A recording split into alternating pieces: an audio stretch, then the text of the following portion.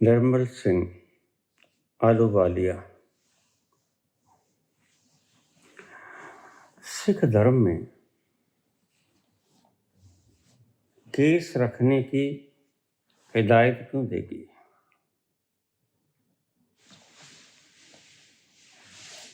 बाबा, आपने इसका विस्तार से कभी उल्लेख नहीं किया।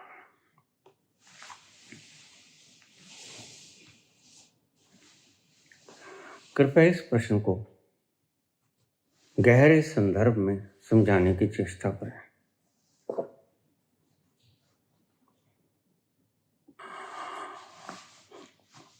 आस्तिक लोग ये मानते हैं कि संसार की रचना परमात्मा ने की। नास्तिक लोग मानते हैं कि संसार की रचना स्वयं से हो गई। सैपम, अपने आप जो चीज प्रकट हुई हो उसको कहते हैं सैपम। तो आप कुछ भी हो, आस्तिक हो नास्तिक हो, सिख धर्म में केस रखने की परंपरा को अनिवार्य क्यों बताया गया?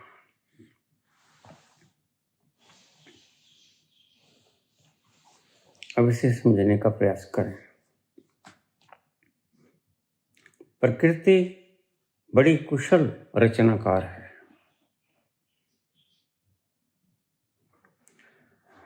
जहां जहां मानव के शरीर को कम तापमान की आवश्यकता होती है, लो टेम्परेचर, वहां वहां प्रकृति ने उसे बाल प्रदान कर दिए।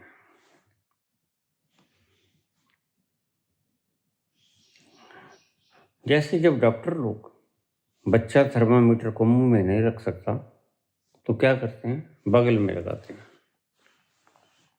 बगल में बाल होते हैं। प्रकृति अच्छी तरह से जानती है क्योंकि वह कुशल कारीगर है। गुप्त अंगों पे तुम्हारे बाल होते हैं, सिर के ऊपर बाल होते हैं। स्त्रियों के मुख पर बाल नहीं होते, आदमियों के होते हैं। तो इसको आप एक नियम की तरह ले लेना कि प्रकृति ने जिस व्यक्ति को बाल दिए हैं जहां, उसका कोई कारण होगा। अकारण प्रकृति कुछ भी नहीं करती है। सिर पर बाल देने का मतलब है सिर का टेम्परेचर बाहर का टेम्परेचर भीतर ना जाए, क्योंकि बाल इंसुलेटर होते हैं, कंडक्टर नहीं होते। हीट को भीतर जाने से रोकते हैं। तो सिर के ऊपर बाल, अकेला सिर के ऊपर बाल नहीं, समझ लेना बात को। प्रकृति की व्यवस्था को तोड़ना मत। लेकिन आपने तो बाऊ बनने के प्रभाव के कारण सब जगह से बाल हटा लिया। काखों में से बाल हटा लिए, बुरे लगते हैं। सिर पे से अपने ढंग से रख लिए, कोई रोड मोड़ हो गया। ब्राह्मणों ने चुटिया रख ली, मुंह पर से बाल हटा लिए, गुप्तंगों पे से बाल हटा लिए। लेकिन इसका कारण था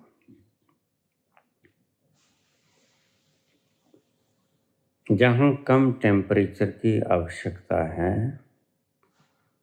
वहां प्रकृति ने अपने स्वयं साधन प्रयोग किए हैं, तुम्हारा साधन नहीं प्रयोग किया।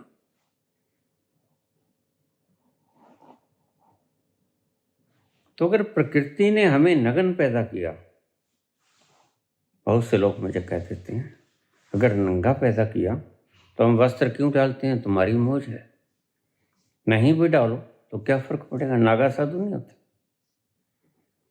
भगवान महावीर ने वस्त्र त्याग दिए तो क्या फर्क पड़ेगा? ये वस्त्र तुम ढांपते हो, प्रकृति कहती कोई आवश्यकता नहीं। ये मीनाकारी तुम करते हो, ये मेकअप कर लेना, माला कंठी डाल लेना, टोपियां सजा लेना, किश्ती नुमा, जहां जाना उसी तरह की टोपी पहन लेना, ये धोखेबाजी है।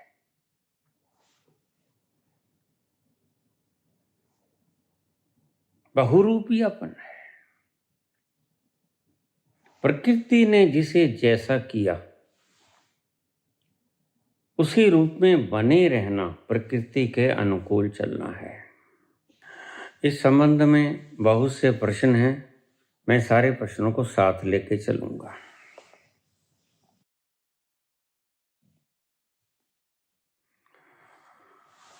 आध्यात्मिक लोग वनों में क्यों निकल गए? क्योंकि वनों में जहाँ प्रकृति होती है, घने जंगलों में वातावरण कम होता है, 2-5 डिग्री कम होता है बाहर का हीटिंग, इसलिए हिमालय पे निकल गए। हिमालय पर जाने के 2 कारण थे। एक तो टेम्परेचर कम है बाहर का, ठंडा इलाका है, और दूसरा आप ऊंचाई पे होते हो, जितनी जमीन की कशिश कम पड़ेगी आपकी शरीर पे, उतना ही ध्यान में जाना आसान हो जाएगा।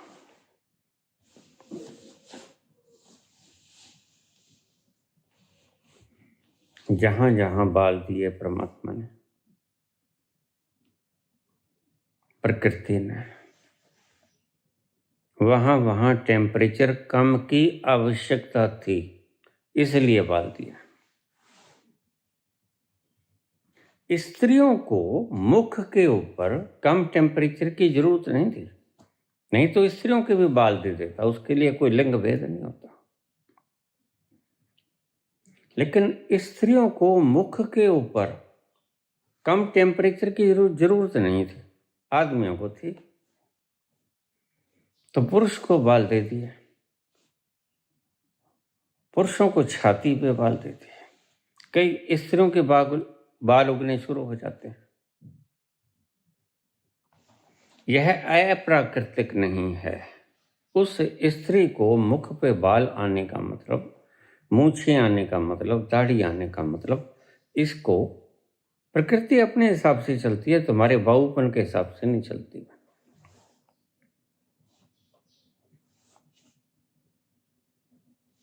कि इस स्त्री को मुख के ऊपर कम टेम्परेचर की जरूरत है,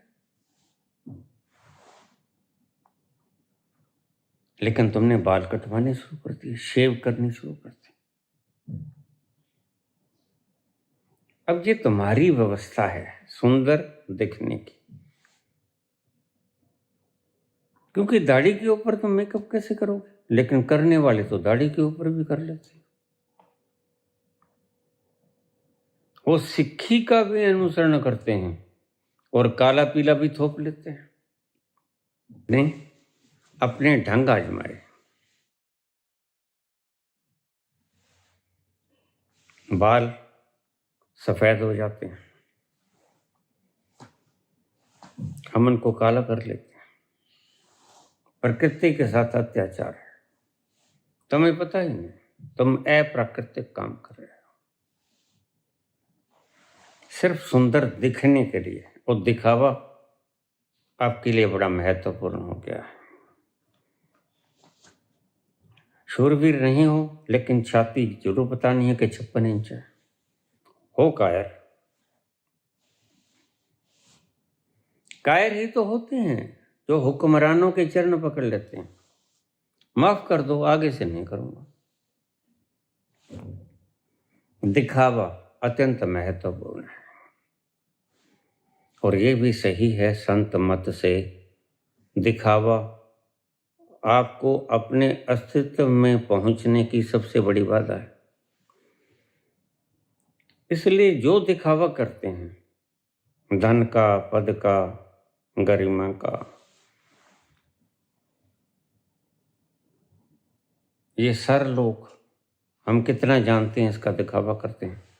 कुछ लोग तो अपने दिमाग से चर चर करते रहते हैं।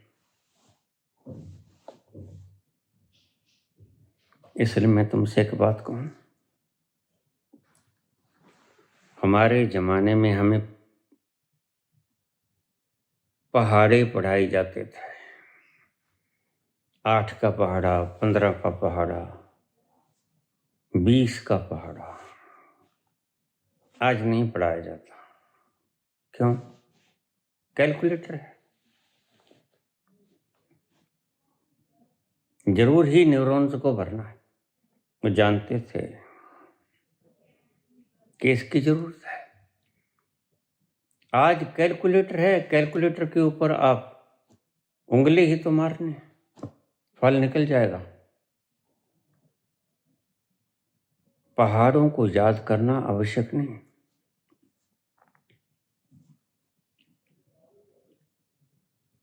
छोटे छोटे उत्पातों के लिए, विघ्नों के लिए साइकोलॉजिस्ट या आचार्यों के पास जाने की आवश्यकता नहीं। वैज्ञानिक आविष्कारों का लाभ उठा लेना चाहिए। ये सभी लोग वैज्ञानिक आविष्कारों का लाभ उठाते हैं।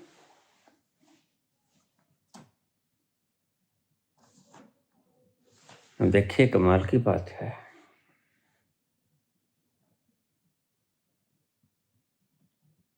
वैज्ञानिक तकनीक का इस्तेमाल करने का मतलब क्या होता है? वक्त कम लगेगा। तुम एक जोड़ को करते करते 200-300 फिगर का जोड़ है, बड़ी देर लगा दोगे। लेकिन कैलकुलेटर सटीक और थोड़ी देर में निकाल देगा। वक्त की बचत होती है। प्रकृति जानती है तुम्हारे शरीर को किस वक्त क्या चाहिए। प्रकृति तुम्हें बताती भूख लगी है। अगर तुम बिना प्रकृति के निर्देश के खाना खाओगे, प्रकृति विरुद्ध होगा। प्रकृति तुम्हें बताएगी भूख लगी, खा लेनी, लेकिन तुमने वक्त रखा हुआ है। सही 1 बजे लंच कर लेना, सही 7 बजे डिनर कर लेना, इतने बजे ब्रेकफास्ट। ये तुम्हारी बनाई हुई परंपराएं हैं। मेरा असूल है, जब भूख लगे तब खा लेना। प्रकृति मांगती है, और प्रकृति को ज्यादा पता है। तुम तो सो जाते हो, सारी रात कौन काम करता है? भीतर की सारी व्यवस्था, हार्मोनल संरचना, सारा उठा पटक, टिश्यूज की रिपेयरिंग, हमारे न्यूरॉन जो टूट गए उनकी रिपेयरिंग, श्वास का आना जाना, दिल का धड़कना कौन बनाए रखता है? प्रकृति। तुम तो सो जाते हो। प्रकृति के आदेश से, निर्देश से चलना, वह व्यक्ति सुखी रहेगा। जो प्रकृति के विरुद्ध चलेगा वह दुखी रहेगा। तुमने अगर प्रकृति के नियमों को जानकर, खोज करके कोई सुविधाएं पैदा कर ली, जैसे एसी बना लिया, हीटर बना लिया, पंखा बना लिया, मोटर बना ली, आदमी की मुशक्कत बच गई। मुशक्कत बच गई तो समय भी बच गया। विज्ञान ने बड़ा पुण्य का काम किया है, लेकिन उस पुण्य के काम को तुम पुण्य के लिए लगा भी सको तो तुम भाग्यशाली हो। एआई का निर्माण हो गया। और आगे आगे बहुत कुछ निर्माण होगा। जितनी जितनी साइंस विकसित होगी और तुम्हारे सुख साधन पैदा करती जाएगी, तो इस पे अकड़ने वाली कोई बात नहीं। अकड़ना उस दिन जिस दिन तुम रेत का एक कण बनाने के योग्य हो जाओ। इन्वेंशन करने से कोई अकड़ नहीं होती। ये तो प्रकृति के नियमों को जानना मात्र है, जो कि प्रकृति ने बनाए। तुमने जान लिए बस। इसमें अकड़ने की कोई बात नहीं, इसमें छाती फैलाने की कोई बात नहीं।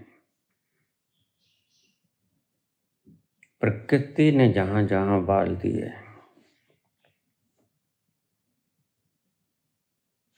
वहां तुम्हारी शरीर की व्यवस्था कम टेम्परेचर मांगती है।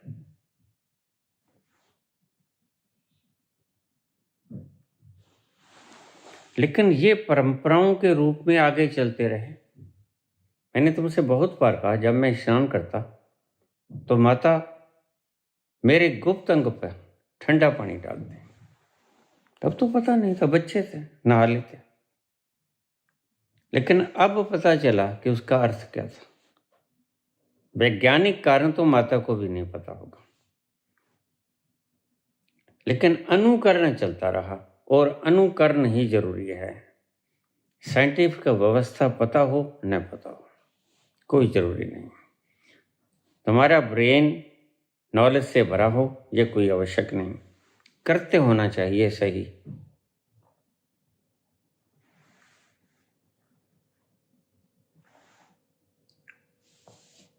जहां जहां बाल हैं, प्रकृति तुम्हें चेताती है, बताती है कि इनको ऐसे ही रखना। लेकिन तुम तो अपने ढंग से बेखादारी बन जाते हो। सिर मुंडवा लिया, ये धर्म की निशानी है। चुटिया रखना धर्म की निशानी। धर्म की निशानी चुटिया रखनी नहीं, धर्म की निशानी बाल रखना है। यह प्राकृतिक व्यवस्था है।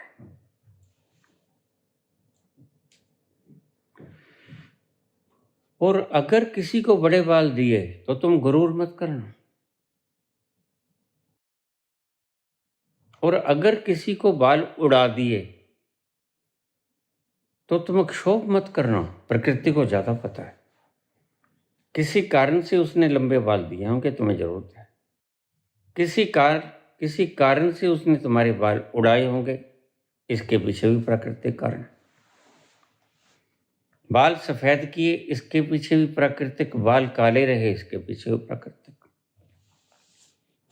जवानी में बाल काले होते हैं, प्रकृति कहती है सोख लो, सब कुछ सब सोख लो। जवानी में अदम के वास्ते सामान कर गाफिल, मुसाफिर शब्द से उठते हैं जो जाना दूर होता है। जवानी में अदम के वास्ते सामान कर गाफिल, मुसाफिर शब्द से उठते हैं जो जाना दूर होता है।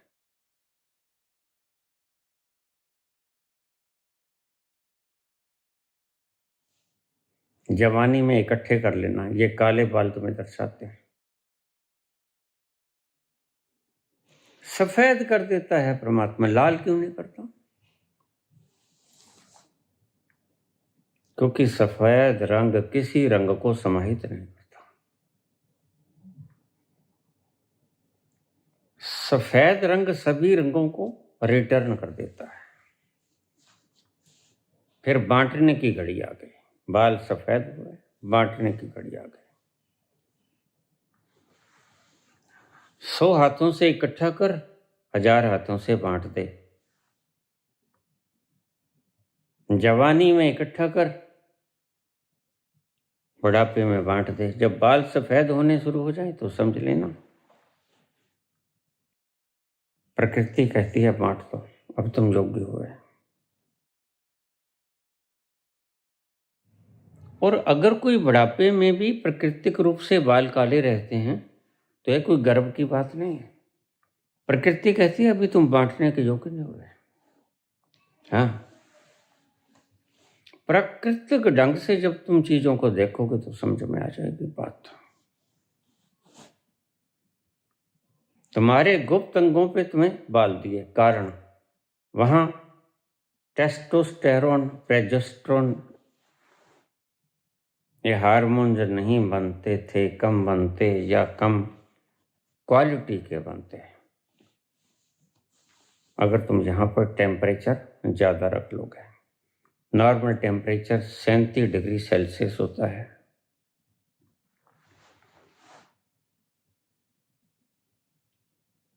और यहाँ बाल इसलिए दिए गए कि बाहर का तापमान भीतर ना चला जाए, और इन स्थानों पर समझिए बात को, जहाँ जहाँ बाल नहीं हैं उन स्थानों पर कम टेम्परेचर की आवश्यकता नहीं है। यह प्रकृति तुम्हें गाइड करती है। तो काख में बाल दिए, यहाँ जरूरत है। सिर पे बाल दिए, यहाँ जरूरत है। आदमियों को दाढ़ी मूछ दी, यहाँ जरूरत है उनको। गुप्त अंगों पे बाल दिए, यहाँ जरूरत है। लेकिन तुमने सब गड़बड़ घोटाला कर दिया। पता ही नहीं लगता कौन आदमी कौन स्त्री। हंसो मत, है? पता लगता है जब तुम दाढ़ी को काट लोगे, मूछों को काट लोगे, पता चलेगा कौन स्त्री कौन पुरुष। जब तक के गुप्त अंगों को ना देखा जाए कोई नहीं बता सकेगा। प्रकृति हर चीज को अपने ढंग से चलाती है। बच्चे की आवाज अलग होती है, आदमी की आवाज में भारीपन होता है। क्यों? उसको गंभीरता चाहिए। स्त्री की आवाज में स्वर थोड़ा सा नम्र होता है। प्रकृति उसे मार्गदर्शन कर रही है कि नम्रता से रहो। आवाज में इसलिए मृदुता है, आदमी की आवाज में भारीपन। भारीपन का अर्थ है कि अनुभव से युक्त है ये व्यक्ति। बच्चा अनुभव से युक्त नहीं होता। तो स्त्री या पुरुष बच्चा दोनों की आवाजें बराबर होंगी, तुम पहचान नहीं पाओगे। जैसे जैसे बड़े होंगे आवाज की तब्दीली होगी। अब तुम मैच्योर हो गए। स्त्री को समर्पण भाव से रहना, आवाज नम्र दे दी गई। पुरुष को अनुभवी ढंग से रहना, थोड़ा सा नियंत्रित करना है सब चीजों को। उसकी आवाज भारी कर दी गई। यह प्राकृतिक व्यवस्था है। प्रकृति भली भांति जानती है तुम्हें कब क्या चाहिए। लेकिन आज तुमने सारा कुछ गड़बड़ कर लिया। तुमने पेड़ काट दिया। पेड़ काटने वालों को कम से कम सजा 5-7 साल की जेल तो जरूर चाहिए। और अगर कोई घने जंगल उड़ा दे तो उनको तख्ते पर लटका दो। क्योंकि तुम आज अपने से नहीं तो आने वाली पीढ़ियों से बदला ले रहे हो। तुम उनकी मृत्यु का कारण बनोगे। वो सड़ सड़ के मर जाएंगे जीवन यापन करने के लिए। उन्हें पर्याप्त मात्रा में ऑक्सीजन नहीं मिलेगी, पर्याप्त मात्रा में उन्हें शीतलता नहीं मिलेगी, शुद्ध हवा नहीं मिल पाएगी। तो फिर इससे अच्छा तो मर जाना अच्छा है। और ऐसे व्यक्तियों को जो पेड़ काटता है, बच्चों को जन्म देने का अधिकार नहीं है। ये उनके लिए हितकर भी है। क्योंकि बच्चों को तुम जो वातावरण देके चले हो वह इतना घातक है कि उसमें बच्चे जी पाएंगे। बच्चों को पता भी नहीं चलेगा कि हम उदास क्यों हैं, हम दुखी क्यों हैं, क्योंकि उनके बाप दादा ऐसा पाप कर गए जो उनको बेचारों को पता भी नहीं। नगर बसा लिए, जबकि 100 मंजिला इमारत बन सकती है। क्यों गांव उजाड़े तुमने, क्यों जंगल उजाड़े तुमने, और आज भी रिफाइनरी लगाने के लिए, बड़े बड़े प्रोजेक्ट लगाने के लिए जंगल उजाड़े जा रहे हैं। इन लोगों को कम से कम टांग देना चाहिए फांसी पर, यह इनकी कम से कम सजा है। इसलिए हमारे राजस्थान का बिश्नोई समाज पेड़ नहीं कटने देता। वो कहता तुम खुद कट जाओ, पेड़ मत काटने दो। बड़े बुनियादी लोग थे, समझ के धनी थे, लेकिन पता होने के बावजूद तुम धड़ाधड़ काट रहे हो। जो जितना कर सकता है उसे करना चाहिए। तुम्हारे घर में बच्चा पैदा हुआ, तुम्हें खुशी हुई, तुम 2 पेड़ लगाओ, 2 पेड़ लगाओ, खुशी है। मिठाई मत बांटो, वह तो शुगर कर देगी। तुम पेड़ लगाओ। अभी मैंने सिस्टम नया निकाला है, जो मेरे पास दीक्षा लेने आएगा 2 पेड़ लगा के आए, फिर दीक्षा मिलेगी, अन्यथा दीक्षा नहीं मिलेगी। पहले पूछा जाएगा उससे, 2 पेड़ लगाए। गुरु घर में आके कोई झूठ बोलेगा तो पाप का भागी होगा।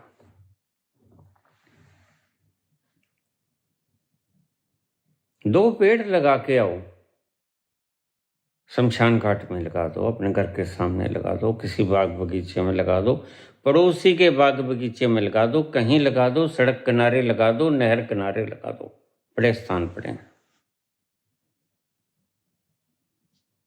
ये जमीन पेड़ लगाने के लिए ही है। पेड़ों को काट के घर नहीं बनाने चाहिए। घर बने और पेड़ ना उजड़े, ऐसा घर होना चाहिए। डिजाइनिंग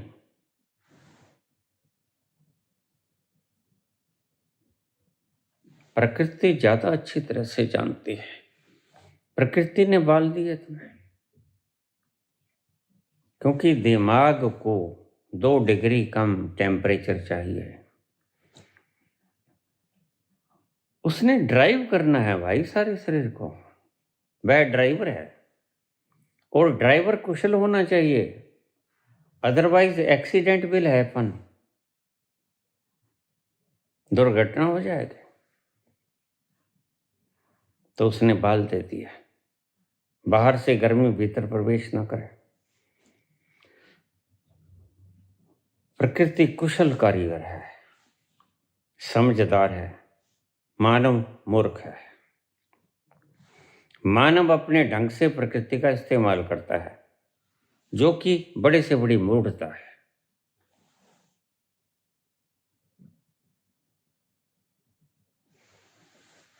प्रकृति ने जहां जहां बाल दिए, किसी कारण से दिए। किसी आदमी को भी बाल नहीं मिलते। देखना, बहुत से आदमी हो गए जिनके मुंह के ऊपर बाल ही नहीं आते, तो तुम उनका मजाक उड़ाना शुरू कर देते हो। किसी स्त्री के बाल आ गए तो मजाक उड़ाना शुरू कर देते हो। प्रकृति मूर्ख नहीं है, तुम मूर्ख हो, क्योंकि प्रकृति जानती कब तुम्हें किस चीज की जरूरत है। प्रकृति जानती रात को सोने से पहले तुम्हें मेलाटोनिन हार्मोन की जरूरत पड़ेगी, तो सांझ ढलते ही, अंधेरा होते ही वह मेलाटोनिन का प्रोडक्शन करना शुरू कर देगा। वह समझदार हुई कि तुम समझदार हुए।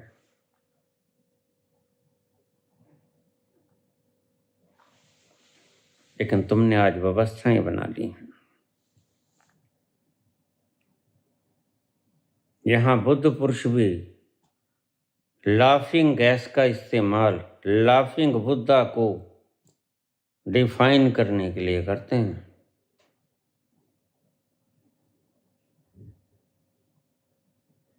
बुद्ध पुरुष लाफिंग गैस का इस्तेमाल हंसने के लिए करते हैं, मजाक करने के लिए। लाफिंग बुद्धा की इमेज बनी रहे, या कोई तकनीक ना हो।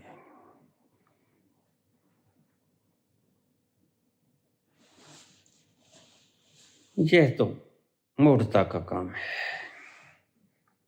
नहीं करना चाहिए ऐसे लोगों को। भगवान कृष्ण ने कहा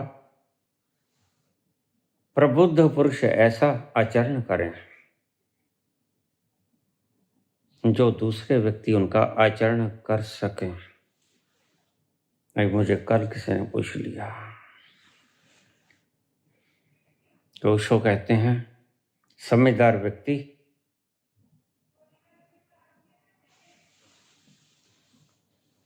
विवाह नहीं करता।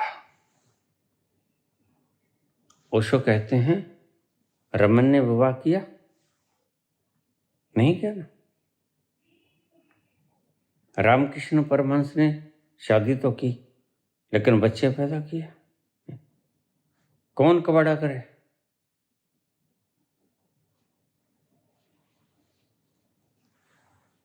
ऐसे बहुत से लोग गना दिए। महावीर ने एक बच्चा पैदा किया, एक लड़की थी उनका। बुद्ध ने एक बच्चा पैदा किया। ऐसी ऐसी उदाहरणें दे रहे थे। ऐसे व्यक्तियों को ऐसी उदाहरणें देनी नहीं चाहिए, क्योंकि वो जानते हैं कि तर्क दोधारू तलवार है। तुम्हारा तर्क आज नहीं कल कोई आके काट देगा। मैं तुमसे कहता हूं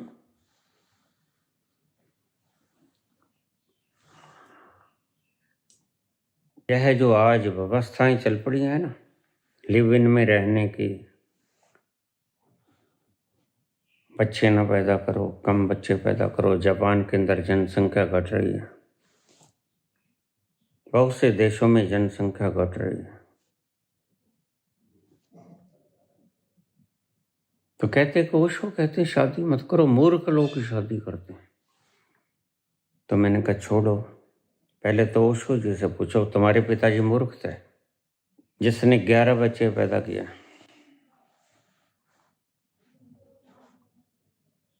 जिसने 11 बच्चे पैदा किए ओशो के पिता ने, और ओशो सबसे बड़े थे, वो मूर्ख थे क्या? और फिर छोड़ो इनको, तुमने रमन का नाम ले दिया, ठीक। तर्क, मैंने कहा तर्क दोधारू तलवार है। तुम एक तरफ से काटोगे, तुम्हें पता नहीं दूसरे तरफ से भी अगर तलवार फिरेगी तो कटेगी। बुद्ध का उदाहरण दे दिया, भाग गए एक बच्चा पैदा करके, महावीर चले गए एक लड़की पैदा करके।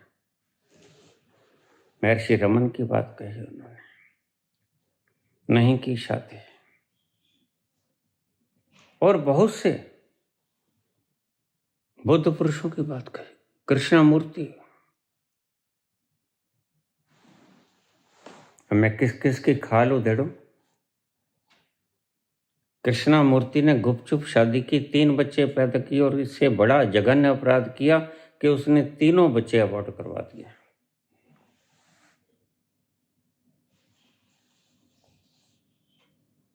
बुरे से बुरा एनलाइटेंड पर्सन, चरित्रहीन व्यक्ति अगर कोई धरती पे हुआ आज तक, बुद्ध पुरुष, जिसने अपने ही बच्चे मार दिए, वो थे जिद्दू कृष्णमूर्ति। लव अफेयर थे, लिव इन में रहते थे।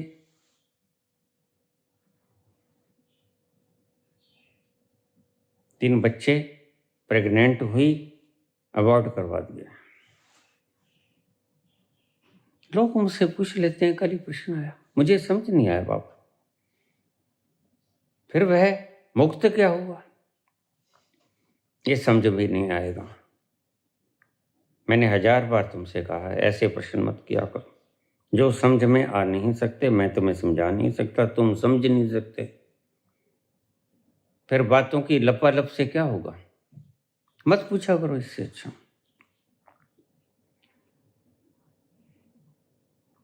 तो फिर इसको छोड़ो, कृष्ण का क्या होगा? 8 रानियां तो वैलिड, 8 रानियों को तो शादी करके लेके आए।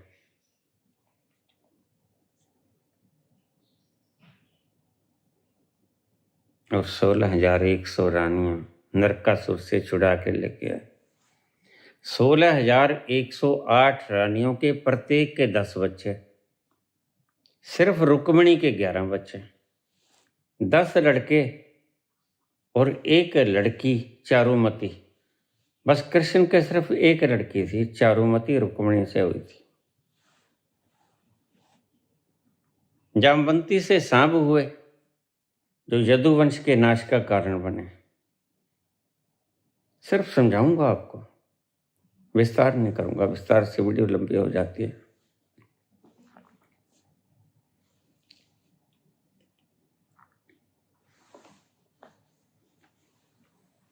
तुम अपनी ही शर्तों पर डेफिनेशंस देते हो,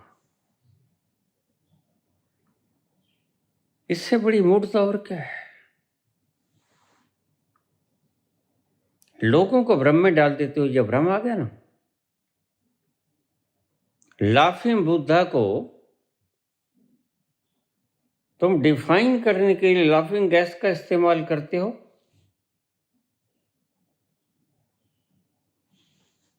यह अनिवार्य है क्या? इससे अच्छा तो मत करो।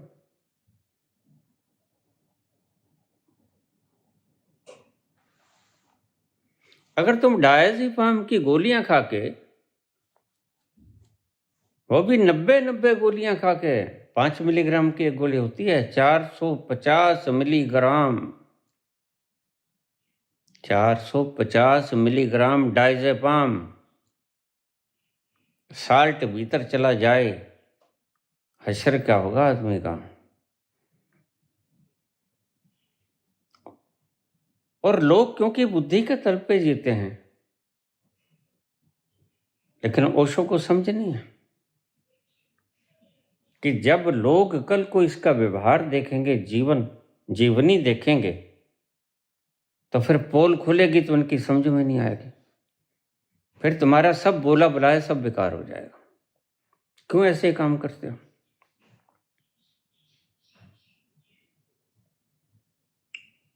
वो भी चुपके 350 स्त्रियों से संबंध है।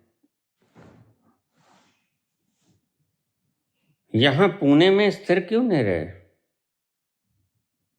जरूर ही रजनीशपुरम जाना था अमेरिका में, वहां क्या जक मारने गए थे?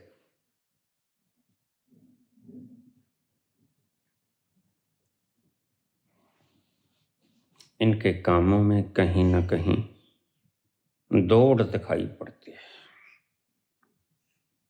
मेरे इन अल्फाजों से बहुत से लोग प्रतिक्रियाएं करते हैं, तो मैं उनसे यही बात कहना चाहूँगा, बस ये प्रतिक्रियाएं आपकी सिद्ध करती हैं कि कहीं ना कहीं आपका लगाव है ओशो से। तुम ओशो से ही चिपट गए हो। और मैं तुम्हें कहता हूँ, गुरु से भी मत चिपट जाना। यही भगवान महावीर ने कहा, गौतम, जिस नाव ने तुम्हें किनारे से लगाया है, तुम उस नाव से चिपटे बैठे हो, किनारे पे पहुंच गए हो, लगाओ छलांग, तुम पहुंच गए हो। कई बार गुरु से ज्यादा अति स्नेह क्लिंगिंगनेस का कारण बन जाता है, और यह क्लिंगिंगनेस ऐसी गहरी कि गुरु के प्रति तो प्रेम ही बड़ा शुद्ध होता है। मैं बार बार तुम्हें आगाह करता हूं, देखना, कभी मेरे से मत चिपट जाना, फिर तो मेरा समझाया सब बताया राख हो जाएगा। जिस दिन तुम्हारी समझ में आ जाए बात, तुम घर के एकांत कोने में बैठ जाना, भूल जाना कोई बाबा है। तुमने अपने भीतर जाना है, मेरे पास नहीं भागना है। मेरे पास तब भागना है जब तुम्हें कोई व्याधि हो, तो मैं हाजिर हूं। जब तुमने दीक्षित होना है, तुमने स्टैंप लगवानी है, I will be liberated certainly, तो एक बार आके अंगूठा लगवा लो। ये मुझे वरदान है। नहीं चाहते तो मत आओ। मैंने ढंढोरा तो पिटवाया है। ना ही मुझे संख्या बल की आवश्यकता है। मुझे भेड़ों का बड़ा थोड़ी चाहिए। मुझे तो पहले दिन ही आदेश हो गया कम्युन मत बनाना। अपने आप ही हम भेजते रहेंगे जो व्यक्ति योग्य हुआ तो ठीक है, मैं किसी को नहीं बुलाता। जिसे वो भेज देते हैं बस उसे मैं समझता हूं कि बाबा इसकी मुक्ति की जिम्मेदारी ले रहे हैं। मुझे क्या एतराज।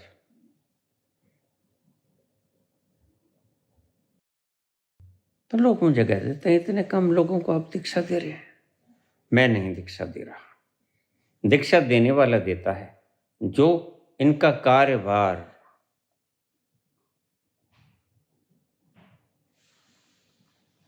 उठा सकता है। अहम त्वाम सर्व पापेभ्यो मोक्षयिष्यामि मा शुचः। जो तुम्हें मुक्त होने की गारंटी लेता है वह तुम्हें दीक्षा देता है। ख्याल रखना, बाबा से मत चिपट जाना।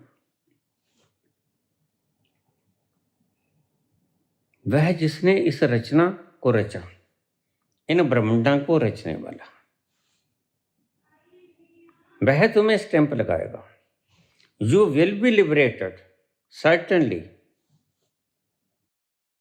इसमें मेरा कोई योगदान नहीं। मैं तो सिर्फ यंत्र मात्र हूं।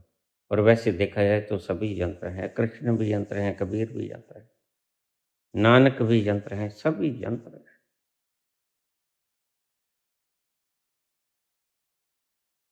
तुम कभी अपने आप को परमात्मा से, प्रकृति से ज्यादा बुद्धिमान मत मानना। गच्चा खा जाओगे।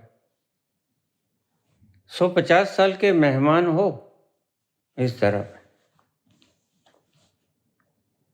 यहां पक्का पड़ाव किसी का नहीं। सदा के लिए कोई रहा हो तो बता दो। सदा के लिए तुम्हारी कल्पनाओं में लोग रहते हैं। जिन 8 अमरों को तुम मानते हो वो तुम्हारी कल्पना में हैं। एक भी देखा है तुमने? एक भी तुमने देखा है? वैसे तुम तर्क करते हो हमने देखा नहीं, हम मानते नहीं। तो मैं कहता हूं 8 अमर आपने देखे हैं? एक भी देखा है आपने? सुनी सुनाई बातों पे यकीन न करो। सदा मैं बोलता हूं, रोज मैं बोलता हूं, तुम्हारी चिपकाहटों को रोज तोड़ता हूं। लेकिन फिर वो इकट्ठी हो जाती हैं, फिर वही प्रश्न। और मैं तुमसे कहता हूं कि प्रश्न उठते हैं तुम्हारे दुख से। जिस दिन तुम सुखी हो जाओगे तुम उस दिन प्रश्न नहीं पूछोगे। तुम कहोगे हम तो अपनी मस्ती में, आग लगे बस्ती में। तुम प्रश्न नहीं पूछोगे। प्रश्न उठते हैं दुखी आदमी से। बस इसे मापदंड समझ लेना। प्रश्न उठते हैं दुखी व्यक्ति के चित्त से। सुखी व्यक्ति कभी प्रश्न नहीं किया। क्यों?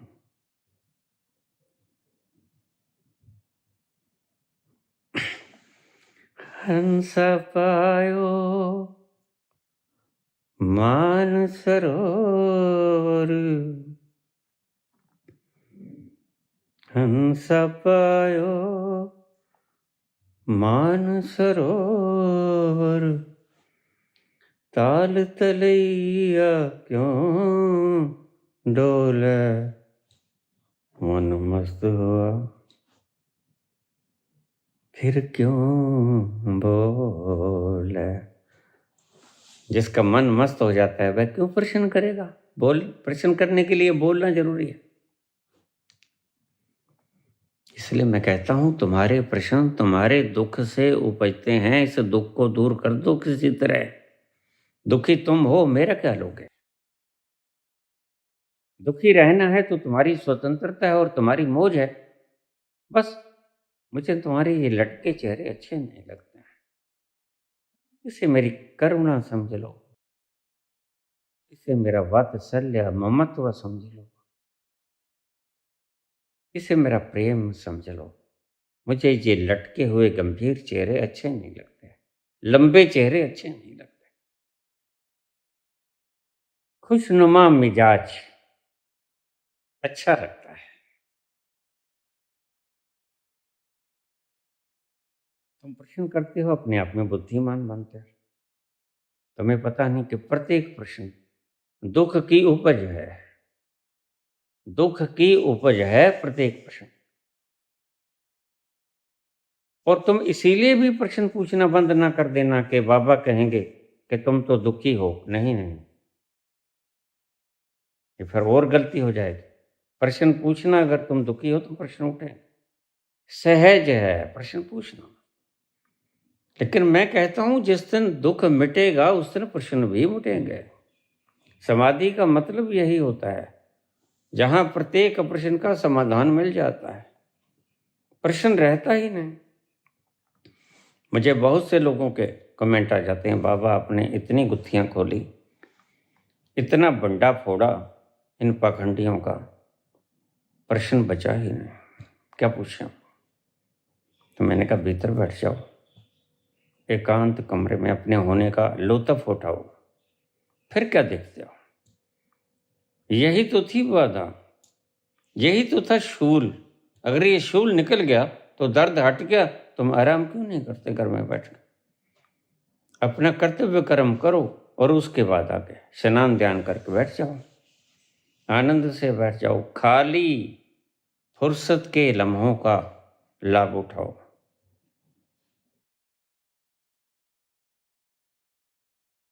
अगर प्रश्न कर गए, प्रश्न नहीं उठते। दो व्यक्तियों के प्रश्न नहीं उठते, या तो जो अभी बुद्धू है, जिसमें बुद्धि का जन्म नहीं हुआ, उसके भीतर प्रश्न नहीं उठते, या जो बुद्धि के पार हो गया, उसके भीतर प्रश्न नहीं उठते। समझना इस बात को जरूरी है। जिसकी बुद्धि अभी डेवलप नहीं हुई, कॉन्शियसनेस अभी पशुता के सत्र पे है, उसके भी प्रश्न नहीं उठते और वह बुद्ध नहीं हो गया है। और दूसरा जो बुद्ध हो गया, जिसने अपने आप को जान लिया, समाधान हो गया सभी समस्याओं का, उत्तर मिल गया सभी प्रश्नों का, उसके सहज रूप से प्रश्न नहीं उठते। प्रश्न दोनों के ही नहीं उठते, लेकिन तुम बीच में हो, तुम प्रश्न करोगे, करो, लेकिन व्यर्थ के प्रश्न। मैं ऐसे प्रश्नों के जवाब नहीं देता, क्योंकि उससे आपका भी वक्त खराब होता है। उससे ज्यादा अच्छा तो मैं मस्त होके एकांत में बैठ के उस रस को पी लेना बेहतर समझता हूं। इसलिए मैं तुम्हारे प्रश्नों को ध्यान ही नहीं करता, बेकार है, इससे कुछ हल होने वाला है ही नहीं। और तुम बुरा मान जाते हो तो बुरा मानते रहो, मुझे क्या है, कोई फर्क नहीं पड़ता।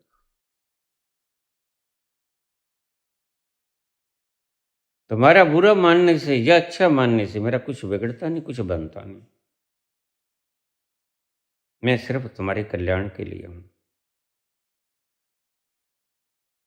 पर तुम चाहते हो सुखी होना, तो कला मुझसे सीख लो।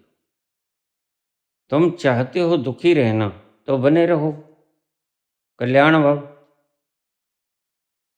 बस मैं यही चाहता हूं। प्रकृति ज्यादा समझता है। कम टेम्परेचर उस स्थान पे, जिस स्थान पे एक आंखों में बाल दिया, सिर पे बाल दिया, दिमाग ठंडा रहे, ड्राइवर ठंडा रहे। ड्राइवर गर्म हो जाएगा तो एक्सीडेंट कर बैठे। तुम देखो ना, क्रोध में कितने तमतमाते हो, चेहरा ट्रंप की तरह हो जाता है लाल। देखा तुमने ट्रंप कभी शांत दिखे? मैंने पहले दिन जब ट्रंप आए इसकी तस्वीर देखी, देख बाबा ये देखो कौन है। मैंने कहा मैं जानता तो नहीं, मैं कौन है जी। इतना जानता हूं, या तो ये जेल से भाग गया है, या ये जेल में जाने की तैयारी कर रहा है। कहते ये राष्ट्रपति है अमेरिका का।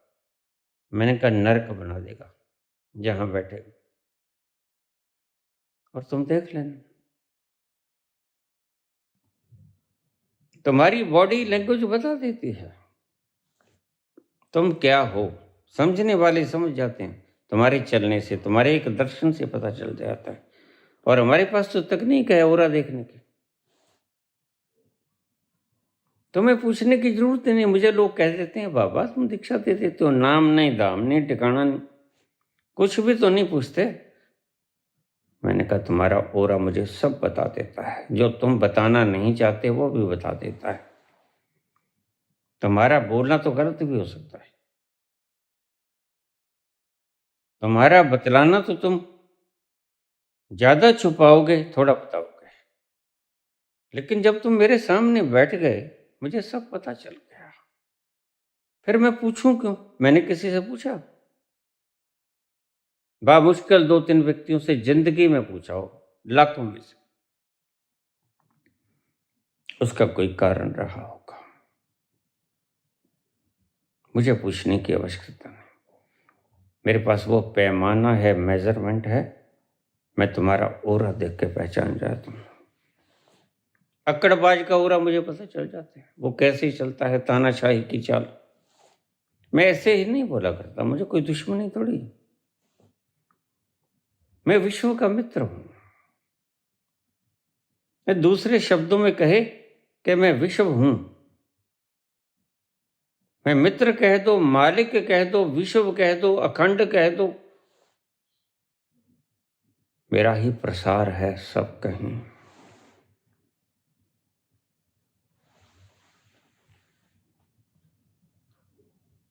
लोग क्या सोचते हैं मैं कभी इस बात की फिक्र नहीं करता। कृष्ण कभी फिक्र किए हैं कि लोग क्या कहेंगे? नग्न औरतों के कपड़े उठा के पेड़ पे चढ़ जाता है, दूसरे घर में जाके, अपने घर में सब कुछ है, नंद के घर में कोई कमी है क्या? दूसरों के मटकियों में चोरी करता है, माखन खा जाता है। सभी शरारती बच्चे इकट्ठे हो जाते हैं। कृष्ण कभी ख्याल किए हैं लोग क्या कहेंगे? रास रचाता है निधि वन में जाके, कभी सोचा लोग क्या कहेंगे? तुम तो मरे जाते हो, लोग क्या कहेंगे? कायर, बुद्धिहीन, मैंने कितनी बार कहा। समाज को बदलना नहीं है, समाज को मिटाना नहीं है। समाज सिर्फ छाया की तरह है। समाज नाम की कोई चीज वस्तुतः नहीं है, लेकिन तुम उस समाज से डरते हो जो समाज है ही नहीं। जैसे छत के ऊपर कोई रस्सी पड़ी, हवा के कारण हिल रही, और तुम्हें भ्रम हो रहा कि ये सांप है। सांप है नहीं, यह समाज भी नहीं है, मत डरो इससे। बहुत से लोग समाज के डर के कारण अपने जीवन की आहुतियां दे जाते हैं, मात्र अज्ञानता के कारण ऐसा होता है। इन फंदा लगाने वाले लोगों से मैं कहता हूं मत मरो, या तो कोई उपाय खोज लो। जिस कारण से मर रहे, कोई भी कारण ऐसा नहीं जिससे कि तुम स्वयं को मार दो। आत्महत्या करना अपराध है और तुम कर भी नहीं सकते। जब भी मारोगे शरीर को मारोगे, और शरीर तुम हो नहीं, दूसरे को मारोगे। आत्महत्या कभी नहीं होती, पर हत्या होती है, मर्डर होता है। और आत्महत्या काश तुम करने में समर्थ हो जाओ। जिस दिन तुम आत्महत्या करने में समर्थ हो जाओगे उस दिन तो तुम सिद्ध हो गए। उस दिन तो खुशी का कोई पारावार नहीं रहेगा। सिर्फ तुम ही नहीं नाचोगे, पूरा अस्तित्व नाचेगा तुम्हारे साथ। जिस दिन तुम्हें कला आ गई आत्महत्या करने की, उस दिन तुम ही नहीं नाचोगे, तुम्हारा रोआ रोआ तो नाचेगा मीरा की तरह, लेकिन अस्तित्व भी नाचेगा, पूरा अस्तित्व नाचेगा। हवाएं ठहर जाएंगी,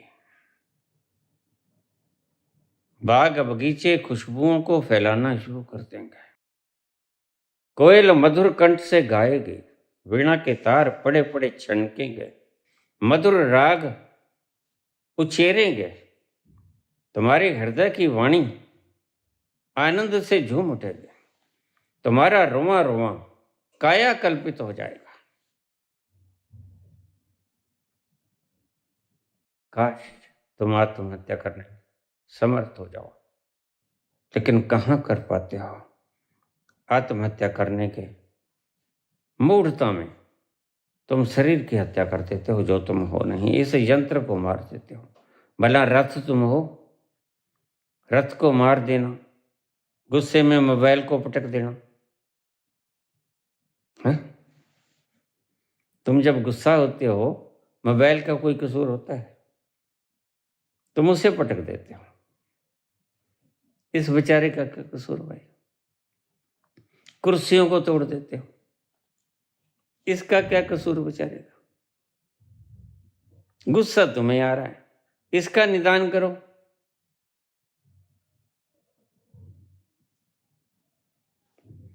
प्रकृति समझदार है,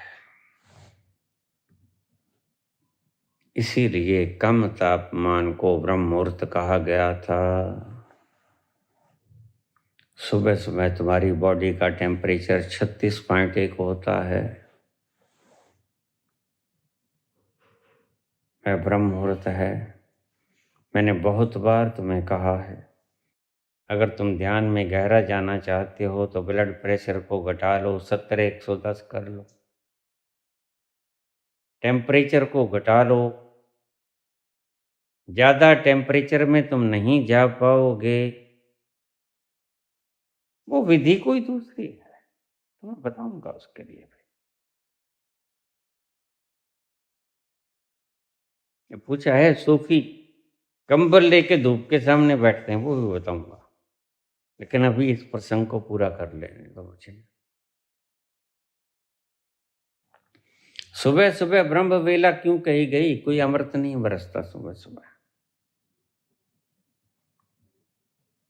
सुबह सुबह तुम्हारी बॉडी का टेम्परेचर 1 डिग्री कम हो जाता है, 37 से 36 या 35 35.5 रह जाता है। इसलिए डॉक्टर कभी भी आपका सुबह सुबह का टेम्परेचर नोट नहीं करेगा, समझदार डॉक्टर। दोपहर वेला में जब सूरज अपने चरम पे है, तब करेगा आपका टेम्परेचर नोट, वो बिल्कुल सही है। दोपहर को आपका टेम्परेचर 37.5 हो जाता है, और that is normal temperature for you in the afternoon time. तो सियाना डॉक्टर दोपहर का काउंट करेगा टेम्परेचर, सुबह का नहीं। सुबह तो नेचुरल कम है, इसे ही संतों ने ब्रह्म मुहूर्त कहा। तुमने क्या क्या घड़ लिया, सुबह उठ के बकवास करते हो। राम राम, राधा राधा। कुछ लोग तो सोते ही नहीं, और इस नए सोने को उपलब्धि मानते हैं। उनसे पूछो, मेरा भाई कहता था, अमेरिका में इंडियाना स्टेट में था, कहता भाई सारे अमेरिका को नींद नहीं आती, स्लीपिंग पिल्स लेनी पड़ती हैं फिर नींद आती है। क्या हो गया है? समृद्धि आ गई है, शांति खो गई है, और शांति ही असली धन है। समृद्धि धन नहीं है, समृद्धि तुम्हारे संग नहीं जाएगी, तुम चले जाओगे, समृद्धि यहीं रह जाएगी, शांति तुम्हारे संग जाएगी, समृद्धि यहीं छूट जाएगी, तुम्हारी महल अटारी।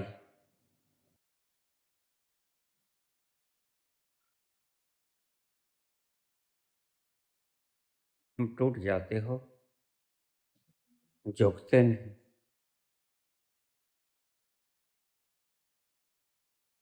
यह मूर्ता है। तुम्हारे महल चौबारे यहीं रह जाएंगे सारे तुम्हारे महल चौबारे, यहीं रह जाएंगे सारे, अकड़ किस बात की प्यारे, अकड़ किस बात की प्यारे। ये सिर फिर भी झुकाना है, फिर भी तो झुकते हो। सजन रे झूठ मत बोलो, खुदा के पास जाना है, न हाथी है न घोड़ा है, वहाँ पैदल ही जाना है। सजन रे झूठ मत बोलो। एक दिन सर झुक जाता है, तुम्हारी समृद्धियां यहाँ रह जाती हैं, तुम्हारी शांति तुम्हारे साथ जाती है, अकड़ साथ नहीं जाती। अकड़ तो यहाँ टूट जाती है। जिस अकड़ ने तुम्हारी गर्दन को सीधा किया, गुल्ला फंसा रहा तुम्हारी गर्दन में, उसका ओरिजिनल शरीर टूट जाता है, ठहर जाता है हार्ट काम करना। बस इतना सा काम है तुम्हारा, यही है तुम्हारा अस्तित्व। पल भर में तुम बिछ जाते हो, और तुम्हारी सारी जन्म की आपाधापी जो कहता है मैं हूं तो मुमकिन है, धराशायी हो जाती है क्षण में।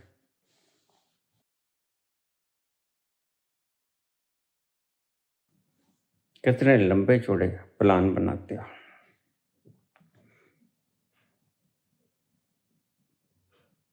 सामान 100 वर्ष का, पल की खबर नहीं। 2047 में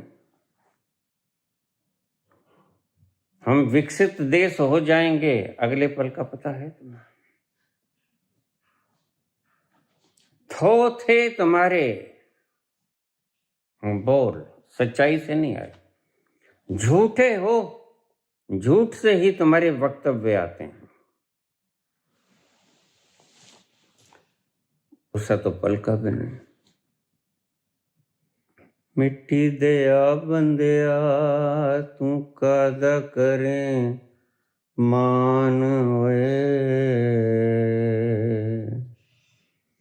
मिट्टी दया बंदिया तू कादा करे मान होए, पल दा भरोसा कोई ना ऐसी तेरी जान होए, मिट्टी दया बंदिया। किसका मान है तुम्हें? 2047 तक तुम रहोगे पक्का पता है?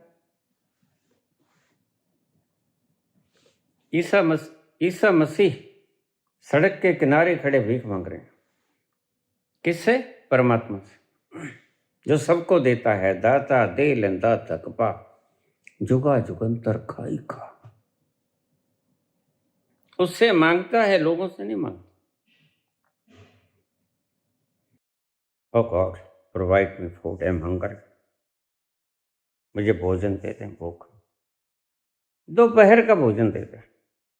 जाने वाला राहगीर पूछता है कि तुम प्यारे पुत्र हो भगवान का, इकट्ठा क्यों नहीं मांग लेते? यीशु मसीह ने कहा ठहरो, कितना मांगू? अरे मांग लो 100 साल का, 50 साल का, ठीक है मांग लेता हूं, लेकिन तुम्हें गारंटी है अगला पल आएगा नहीं आएगा? मैं आज का ही भोजन अब खा पाऊंगा, दोपहर का कि नहीं खा पाऊंगा? तुम्हें पक्का पता है? बस ऐसे ही तुम्हारी बुद्धि की मान्यताएं हैं। हमारे यहाँ बैंक का एक कर्मचारी मेरे भाई का मित्र था, रिटायर हुआ, और रिटायर हुआ तो सोचा अब मजा करेंगे, बहुत साल काम कर लिया, थक गए, अब मजे से सोएंगे, जाएंगे, यात्राएं करेंगे, घूमेंगे फिरेंगे, खाएंगे, नाचेंगे, कूदेंगे, मौज उड़ाएंगे। और जिस दिन रिटायर हुआ, शाम को सब्जी मंडी में खीरा लेने के लिए जा रहा था कि रात को रोटी के साथ सलाद में खीरा खाएंगे, और रास्ते में गिर पड़ा। रिटायरमेंट का आखिरी दिन, जीवन का आखिरी दिन बन गया। क्या करोगे तुम? अरे मूडो, हाँ तुमसे ही कहता हूं, और किससे कहता हूं? अरे मूडो, 2047 आएगा, तुम्हें पता है? पता कुछ नहीं।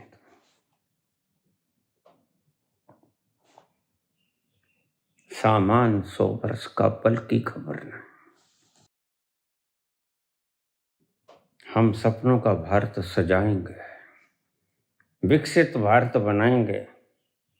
आगे कोई वायदा पूरा किया तुमने? कुछ तो शर्म करो। झूठ की इंतहा होती है।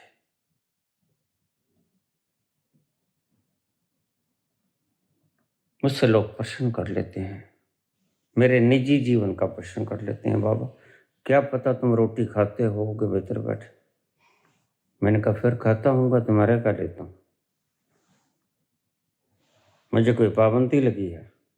ना तो कोई रोग है। रोग होता तो दूध भी क्यों पचता? मुझे कोई किसने दंडित नहीं किया भाई। मेरी स्वतंत्रता है, मेरा आनंद है। तुम्हें क्या तकलीफ है? हमें तकलीफ है बाबा, तुम झूठ बोलते हो। मैंने कहा फिर बोलता हूं, मैं खुद भुगत लूंगा।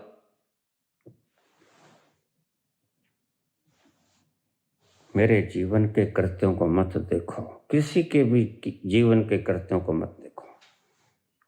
ओशो की बात बताई मैंने, कृष्णमूर्ति की बात बताई कि उसने अपने ही 3 बच्चों को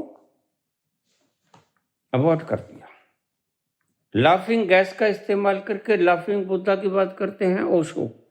लेकिन मैं तुमसे ये कहता हूं कि इनके एनलाइटेंड पर्सन्स के जीवन कैसे जिए, इनकी तरफ तो जाना ही मत, क्योंकि तुम तोलते ही इन चीजों से हो कि ये एनलाइटेंड है कि नहीं, और तुम्हारी सब तोल मोल खत्म है, क्योंकि तुमने एनलाइटनमेंट देखी ही नहीं। इसलिए आचार्यों की दृष्टि में एनलाइटनमेंट होती नहीं। अब किसको क्या कहें? मैंने कहा मेरे जीवन के जीने के तरीके को देखो, भले ही कुछ खाऊं या नहीं खाऊं, आनंदित हूं, मस्त हूं, शांत हूं, कोई बीमारी नहीं मुझे जो मैं नहीं खाता, कोई कमी नहीं मुझे। अरे रोटी की तो कमी नहीं भाई, मांग के खा लूंगा। अगर भूख लगेगी तो फुलके तो मिल ही जाएंगे।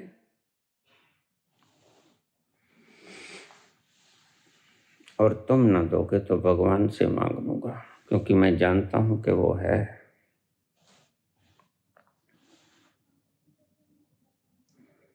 लेकिन तुम ऊट पटांग सवाल करते हो और फिर तुम गुस्सा हो जाते हो, बाबा हमारे सवालों का जवाब नहीं देते। ये सवाल जवाब देने के योग्य ही नहीं। मैं उस सवाल का जवाब देना ठीक समझता हूं जिससे तुम्हारी जीवन में गति आए, तुम्हारी चेतना का विस्तार हो, तुम्हारे आनंद का विस्तार हो, जो तुम्हारी सिर्फ कुतूहल को शांत करे, कुतूहल को शांत करे। तुम्हारी खारिश, तुमने खारिश होगी सिर में, मैं उसको सिर को खुरकना नहीं चाहता, तो तुम खुद ही खुरच लो। ऐसा प्रश्न पूछो जिससे तुम्हारा आनंद बढ़े, उसका मैं जवाब दूंगा। अब तक जाके थोड़ा ही मरा है, हजारों वीडियोस बोल दी, इसलिए बोली कि तुम कैसे आनंदित हो जाओ।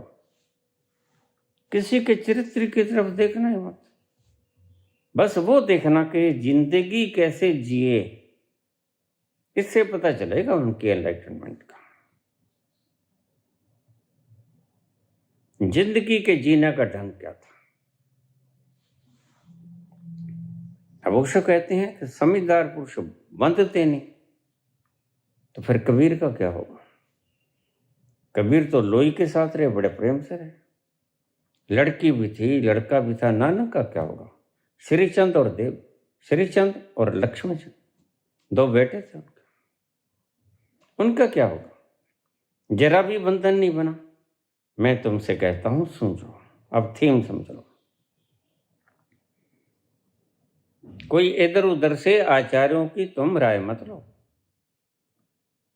उस तल पे पहुंच जाओ जहां जाके सभी बंधन टूट जाते हैं। तुम कुछ भी कर लो, तुम बंध नहीं सकते। You are ever liberated, you are ever liberated.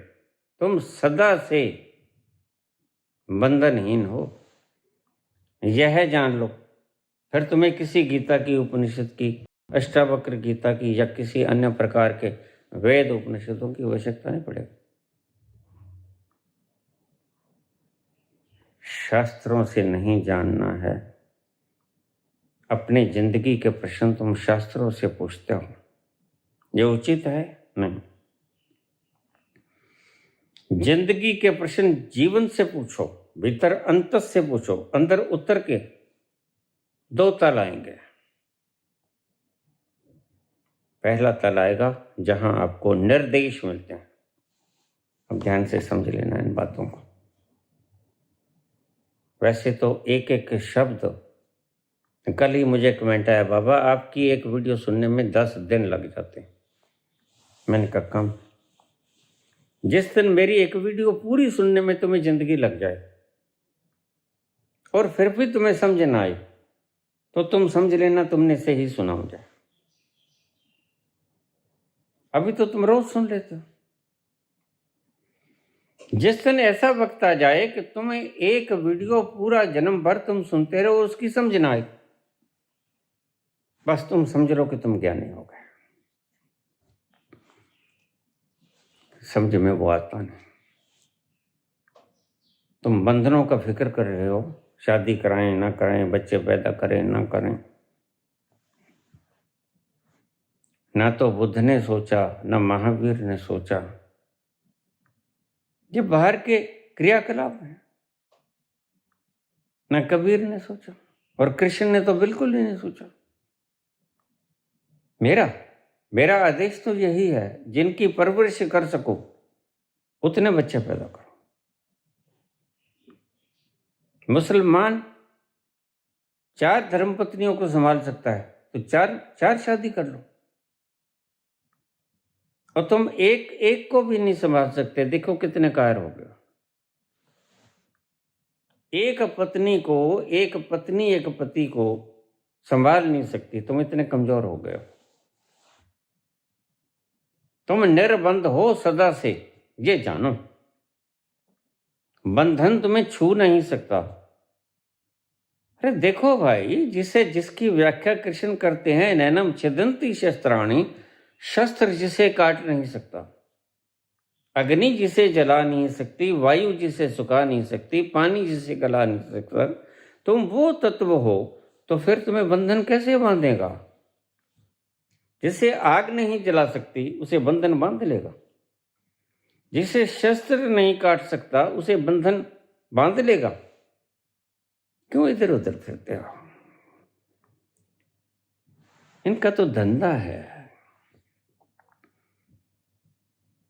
आचार्यों का धंधा है, सर लोगों का धंधा है। जीवन यापन के लिए तुम्हें योग्य बना देंगे निश्चित, लेकिन मेहनत तो तुम्हें करनी पड़ेगी ना। जीवन यापन करने के लिए उस वक्त की वैज्ञानिक कलाओं को सीखना आवश्यक है।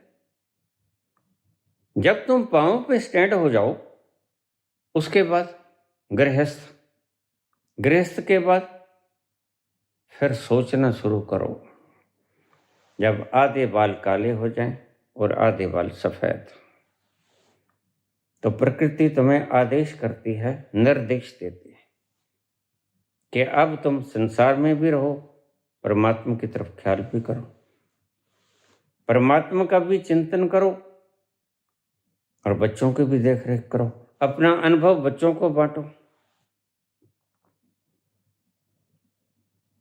अपने अंतरिम होने का प्रमाण भी जुटाओ। प्रमाण कहता हूं मैं, ज्ञान नहीं, सूचनाएं नहीं, प्रमाण जुटाओ, सर्च करो और फिर अंतिम सब छोड़ दो।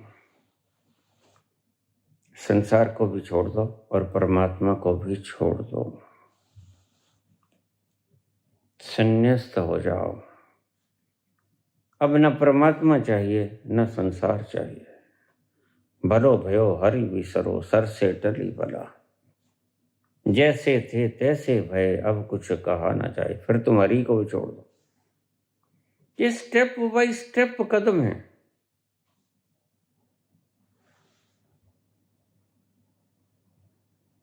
मुझसे प्रश्न पूछते हो ओशो के बारे में, कृष्णमूर्ति के बारे में, मेरे बारे में। मैं तुम्हें कहता हूं मेरी जिंदगी की तरह जीना सीख लो, बस। प्रश्न सारे खत्म। ये तुम चाहते नहीं, फिर भटकते रहो। कब से भटकते? तुम्हारे सामने से कितने गुजर गए। कृष्ण गुजरे नहीं गुजरे? याज्ञवल्क्य गुजरे, तुमने कुछ किया? बुद्ध गुजरे, महावीर गुजरे, नानक, कबीर, महावीर कितने आए। मीरा नाची, तुमने उसका नाच देखा। तुम्हारे भीतर कोई रग नहीं हिली कि नाच कहां से आता है। तुमने कहा वैश्या है, पति की मृत्यु होगी, सदमा लगा है। कोई कहता व्यभिचारिणी है, कोई कहता ये रानी है, आपा खो गई है, भटक गई है। तरह तरह के कमेंट, जितना मुंह उतनी बात है। लेकिन मीरा को उससे कोई फर्क नहीं पड़ता।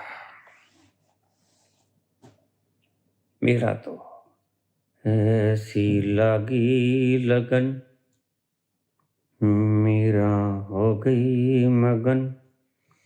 वो तो गली गली हरि गुण गाने लगे।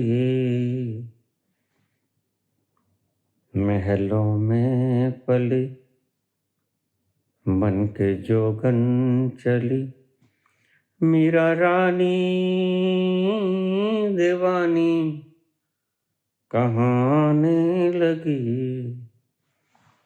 ऐसी लगी लगन, मीरा हो गई मगन। उसे अपनी मगनता ख्याल नहीं करता। तुम समाज की परवाह करते हो क्योंकि तुम दुखी हो। दुखी व्यक्ति समाज की फिक्र करता है, सुखी व्यक्ति को तो पता नहीं होता समाज है भी कहीं।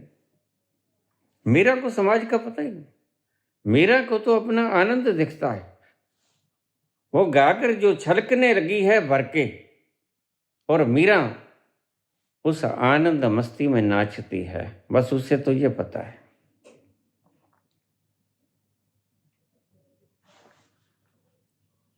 प्रकृति ज्यादा समझदार है। प्रकृति के अनुकूल चलो और प्रकृति को काटो छाटो मत। घर बनाना है, प्रोजेक्ट लगाना है, वनों को मत काटो, खुद कट जाओ, अड़ जाओ वहां पर। कैसे काटोगे? ये धनी लोग, ये पागल हैं, इनको पागल कुत्ते ने काट लिया है, या किसी ने दवाई खिला दी है इनको पागलपन के। ये चाहते क्या हैं ये इन्हें स्वयं ही नहीं पता। बस जोड़ते चले जाते हैं, और कितना जोड़ेंगे ये भी नहीं पता। इनकी चाहत तो बहुत कम है, इनकी जरूरत तो बहुत कम है। बस जरूरत तो इतनी होती है।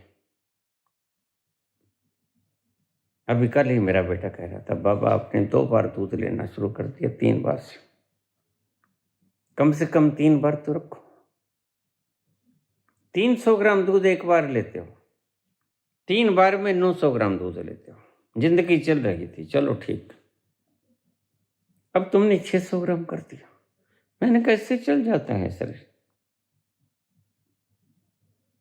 तुम क्यों फिक्र करते हो? और एक दिन जो होना है वह तो हो ही जाएगा, फिर क्यों चिंता करते हो? तुम बस मेरे से गुण ले लो, सबक ले लो।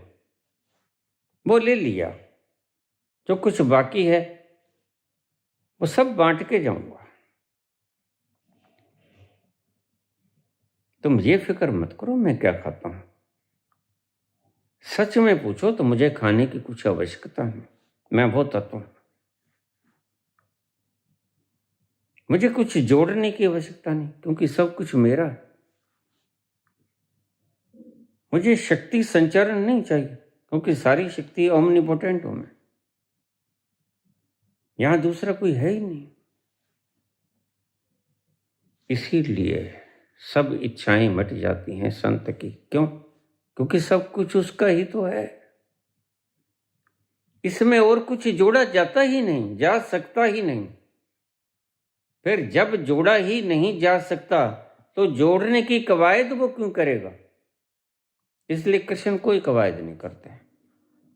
होंठों पे मुरलियां रख लेते हैं और मस्त होकर बंसुरी बजाते हैं, अपनी मस्ती में खोए रहते हैं कृष्ण। तुम आचार्यों के पास जक मारते रहते हो, क्या करें, शादी करें ना करें, बच्चे पैदा करें ना करें।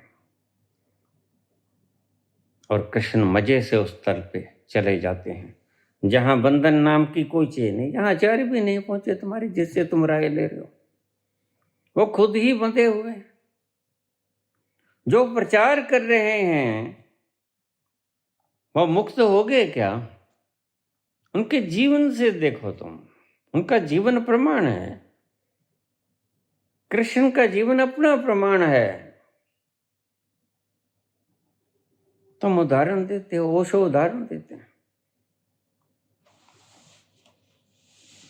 समझदार व्यक्ति शादी नहीं करता। मैंने कहा फिर तुम्हारे पिता का क्या होगा? बच्चे नहीं पैदा करता। मैंने कहा फिर तुम कैसे पैदा हो जाते हैं? 11 बच्चे क्यों पैदा किए? पागल थे क्या वो? और कृष्ण ने 16,108 रानियों के प्रत्येक के 10 बच्चे और एक के 11, रुक्मणी के 11, इतने बच्चे, क्योंकि वो पालन पोषण कर सकता है।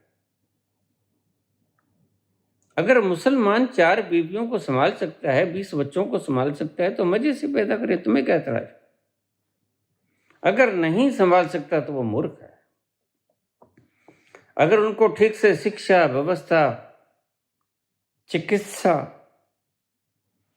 उनको जीने का ढंग, पढ़ाई लिखाई, कुछ सब कुछ मुहैया नहीं करा सकता, रोटी कपड़ा मकान न्यूट्रिशन, तो फिर नहीं बच्चे पैदा करने चाहिए। मेरा तो सीधा सा असूल है, जिनका तुम पोषण कर सकते हो उतने बच्चे पैदा करो। और जितनी पत्नियां या पति पत्नियों को या पति को संभाल सकती हैं उतनी शादी कर लो। मेरी कानून व्यवस्था में कोई चीज नहीं आती। ज्ञान के बाद की बातें हैं। ज्ञान से पहले तो तुम जितनी शक्ति को जोड़ लोगे, व्यर्थ ना होने दोगे, उतना ही शुभ है। कम बोलो, शांत रहो, मौन रहो, शक्ति को जोड़ो। अगर तुमने मेरी बातें सुन ली हैं, समझ ली हैं, तो एकांत में बैठ जाओ, क्रिया योग करो। वैसे भी श्वास लेते हो, नहीं श्वास लोगे तो कोरोना जैसा हाल होगा। श्वास लो, लंबी श्वास खींचो, क्या हर्जा है? कोई नई बात तो मैं बता नहीं रहा। जो प्रकृति तुमसे करवाती है वही मैं तुम्हें कहता हूं। थोड़ा सा ज्यादा लंबा सांस ले लो। मुझे पता है इसके परिणाम क्या होंगे, मैंने खुद किया है 40 वर्ष तक। न कुछ करने में बैठो, और जब तुम उकता जाओ तो संत पुरुषों के वचन सुनो। कोई गायन भजन, कोई प्रवचन, तो तुम्हें प्रेरणा मिलेगी। क्योंकि मन लोभी, मन लालची, मन चंचल, मन चोर, मन के मते न चालिए, पलक पलक मन और। मन 1 मिनट में सन्यासी हो जाता है, 1 मिनट में गृहस्थी हो जाता है। मन के पीछे मत चलो, स्वयं के पीछे चलो, स्वयं को जानो। बंधनों को मत देखो, बंधन नेगेटिविटी हैं। पॉजिटिविटी को देखो, जो तुम हो, तुमसे बड़ी पॉजिटिविटी कोई है ही नहीं। मैं कल ही मेरे से एक मोटिवेशन स्पीकर का फोन आया, बाबा मोटिवेशन स्पीकर हूं, अच्छा हूं नाम मेरा। मैंने कहा तुम पागल हो, आज नहीं कल पागल हो जाओगे, क्योंकि तुम्हारी मोटिवेशन स्पीकर आती है बुद्धि से, तुम्हारी स्पीच आती है बुद्धि से, और बुद्धि तो पागल है। कृष्ण की मोटिवेशन उतरती है उसके आयाम से, अंत से, होने से, स्थिति प्रज्ञता से। वह कभी पागल नहीं होगा, बुद्ध पुरुष पागल नहीं होते कभी, यही निशानी है उनकी।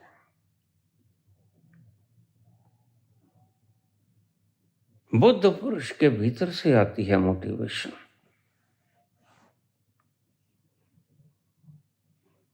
और अंतिम मोटिवेशन तुम्हें बुद्धि से नहीं मिलेगी। अब मैं आखिरी शब्द कहता हूं, अंतिम मोटिवेशन तुम्हें तुम्हारे अस्तित्व से मिलेगा। लाख चिल्लाएं बुद्धि से मोटिवेशन करने वाले तुम्हें सफल बना सकते हैं, समृद्ध बना सकते हैं, शांत नहीं कर सकते, तृप्त नहीं कर सकते। इन 2 चीजों से तुम चूक जाओगे, शांति और तृप्ति यानी आनंद। ये 2 चीजें नहीं मिलेंगी। सकल दुनिया के पदार्थ इकट्ठे कर लोगे, सकल दुनिया के गोल्ड मेडल इकट्ठे कर लोगे, फिर 15-15 रुपये में बेचोगे, उसका क्या फायदा। हाँ, इतने के तो होते हैं, और कितने के होते हैं। हमारे एक महान पुरुष कह नहीं रहे थे, ये 15 रुपये का मेडल उठा के ले आते हैं, करोड़ों रुपए खर्च करवा देते हैं गवर्नमेंट में। तो भी एक आध तुम भी ले आते 15 रुपये वाला।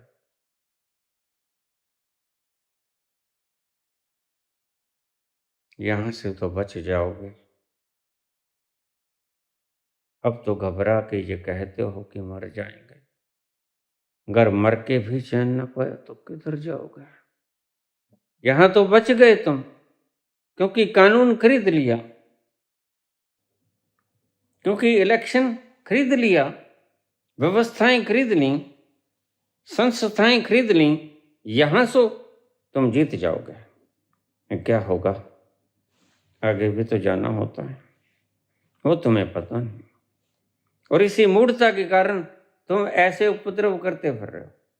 कभी यहाँ कांड करा दिया, कभी वहां कांड करा दिया, कभी वहां बंदे मरवा दिया, कभी वहां बंदे मरवा दिए। वैसे तुम सर्कस करवाते रहते हो, खुद भी सर्कस करते रहते हो, दुनिया के भी सर्कस करवाते रहते हो। ऐसे पागल लोग दुनिया में तानाशाह कहलाते हैं। नए नए पागल रोज जन्म रहे हैं, उनके चेहरों को देखो, कहीं शांति मिलती है। इनके चेहरों को देखकर सच बताना, नफरत होती है कि नहीं होती। एक व्यक्ति सुबह सुबह किसी नेता की तस्वीर आके सिर पीट लिया। मैंने कहा सिर क्यों पीट रहा है तुम। कहते हैं दुष्ट माथे लग गया सुबह सुबह, दिन कैसे गुजरेगा पता नहीं। ऐसी तुम्हारी इमेज है, तुम राज करना चाहते हो, कर लो अपनी इच्छाएं पूरी, लेकिन राज नहीं कर पाओगे। राज करेगा खालसा, जो शुद्ध होगा, प्योर होगा। आकी रहे न कोय, जो इम्प्योर होगा उसका विनाश हो जाएगा, नामो निशान नहीं बचेगा उसका। प्रकृति बड़ी न्यायकारी है, बड़ी दयालु भी है। राज करेगा खालसा, जो खालस होगा वो राज करेगा। वो हो फिर हुक्म चलाए ना चलाए इससे कोई फर्क नहीं पड़ता, लेकिन रातों की नींद उसकी बड़ी शानदार होगी। वो कुछ खाए ना खाए कोई फर्क नहीं पड़ता, कहीं घूमे ना घूमे कोई फर्क नहीं पड़ता, लेकिन भीतर से वो आनंद से युक्त उस रस कुमारी को पीता हुआ अपने जीवन के इन लम्हों को बड़े प्यार से गुजार देगा। खालिस व्यक्ति ही राज कर सकेगा। निर्मल मन जन सोई मोहि भावा, मोहे कपट छल छिद्र न भावा। निर्मल मन जन सोई मोहि भावा। शब्द दोहराते तो बहुत हो, सुनते भी बहुत हो, बस अमल नहीं करता है। मोहे कपट छल छिद्र न भावा। देखो राम मंत्र बना रहे हो, कपट छल छिद्र भगवान राम कहते मुझे अच्छा नहीं लगता, वो ही कर रहे हो। तुमसे क्या कहूं, कहने को कुछ बचा नहीं, कहने का कोई फायदा भी तो नहीं, तुम बदल ना पाओगे क्योंकि तुम संस्कारित हो। जन्मों जन्मों के संस्कार इतने बोझल हैं कि तुम्हें अपनी तरफ खींच लेते हैं। मेरी बातें ऊपर से गुजर जाएंगी, या तो तुम प्रतिक्रिया करोगे, मुझे मार दोगे, या तुम मुझे उपेक्षित कर दोगे। इसे सुनो ही मत, दोनों में से एक काम होगा। और तुम कुछ भी कर दो लेकिन तुम सुखी नहीं हो पाओगे। बस मैं आखिर में बात करता हूं सुख की। संत तो वो जो तुम्हें सुख की तरफ ले जाए। और सुखी कौन? सुखी कहते हैं, कबीर कहते हैं, कबीरा मन निर्मल भयो। कोई मैल ना हो, कोई शतरंज के जाल ना बिछाओ, कोई मोहरे ना बिछाओ। मोहरे हमेशा बिछाता ही वो व्यक्ति है जिसने पाप किया हो। एक बार राजनीति में कदम रख लिया, अपनी पावर का इस्तेमाल कर लिया, कोई दो चार पाप कर लिए, फिर वो पाप उगड़ ना जाएं इसलिए फिर राज की तमन्ना करेगा। तुम्हें पता नहीं है इनका बेसिक कारण क्या है। फिर राज की तमन्ना करेगा कि अगर मैं राज से हट गया तो ये फाइल चली जाएगी दूसरे व्यक्ति के पास, और वो कहेगा हिसाब दो, हिसाब दो भाई। बस ये डर है, इसलिए बार बार व्यक्ति राजा, उसके पाप उगड़ ना जाएं। सरकार नहीं बदल देगा, सब लुटा देगा, सरकार नहीं बदलने देगा। क्यों? क्योंकि अगर सरकार बदल गई तो खोखा सामने आ जाएगा। कितने खोखे कहाँ, कितने खोखे कहाँ, किसको डराया, किसको भय दिया, किसको लोभ दिया, सब सामने आ जाएगा। वो सब बेकार हैं। कितनी ही समृद्धि कर लो, तुम्हारे काम ना आएगी। काम आएगी तो तुम्हारा शांत मन काम आएगा। मन ठहर जाए, यही है तुम्हारी उपलब्धि। मन दौड़ता रहे, यह कोई उपलब्धि नहीं। फिर तुम्हारी सारी तरफ सोने के सिक्के पड़े हो, तुम लदे पड़े हो, लेकिन चैन ना हो भीतर, हृदय आग से जलता हो। सब सोना बेकार है। वह सोना किस काम का जो तुम्हारा सोना, तो तुम्हारा सोना छीन ले। तुमने अपना सोने का त्याग करके सोना इकट्ठा कर लिया है। यही आज की तत्व की बात है। प्रकृति के पीछे चलो। प्रकृति ने तुम्हें बनाया, प्रकृति का अनुकरण करो, प्रकृति का अनुसरण करो। शब्दों के पीछे मत भटको। कोई किसी को सुखी नहीं कर पाया, कोई किसी को सुखी नहीं कर पाया, अच्छे दिन कभी नहीं आएंगे, तुम देख लेना। श्री कृष्ण गोविंद हरे मुरारी, हे नाथ नारायण वासुदेवा। श्री कृष्ण गोविंद हरे मुरारी, हे नाथ नारायण वासुदेव। पितु मात स्वामी सखा हमारे, पितु मात स्वामी सखा हमारे, हे नाथ नारायण वासुदेवा। श्री कृष्ण गोविंद हरे मुरारी, हे नाथ नारायण वासुदेवा। ओ